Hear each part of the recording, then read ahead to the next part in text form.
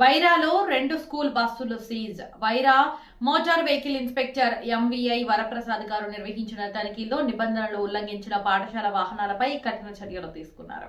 తనిఖీల్లో వెల్లడైన ముఖ్యాంశాలు: fitness certificate లేకపోవడం మరియు పరిమితికి మించి విద్యార్థులను తరలించడం వల్ల 2 బస్సులను సీజ్ చేశారు. 37వ జాతీయ రోడ్డు భద్రతా మాసోత్సవాల్లో భాగంగా 5వ రోజు ఈ తనిఖీలు చేపట్టారు.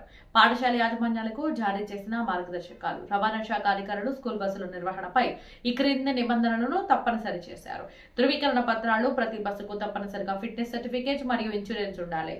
బస్సులో ఫస్ట్ ఎయిడ్ కిట్ మరియు ఫైర్ ఎగ్జింక్యూషన్ ఫైర్ కిట్ ఖచ్చితంగా ఉండాలి. సిబ్బంది అనుభవజ్ఞులైన లైసెన్స్ కలిగిన డ్రైవర్లను మాత్రమే నియమించుకోవాలి. డ్రైవర్తో పాటు ఫుడ్ బోర్డు వద్ద ఒక సహాయకుడు ఉండాలి. నిషేధాలు: బస్సులో లౌడ్ స్పీకర్లు ఉండకూడదు. డ్రైవర్లు మద్యం సేవించి వాహనం నడపరాదు. పరిమితి: సీటింగ్ సామర్థ్యానికి మించి విద్యార్థులను ఎక్కించకూడదు. గమనిక: నిబంధనలు అతిక్రమిస్తే భవిష్యత్తులో మరిన్ని కఠిన చర్యలు తీసుకుంటామని అధికారులు హెచ్చరించారు. పాల్గొన్న అధికారులు ఈ తనిఖీలో ఎంవీఐఎల్ రాజశేఖర్, ఎంవీఐ స్పాట్కర్స్ కానిస్టేబుల్ వెంకటేశ్వర్లు, హోంగార్డు అలీ మరియు ఇతర సిబ్బంది పాల్గొన్నారు.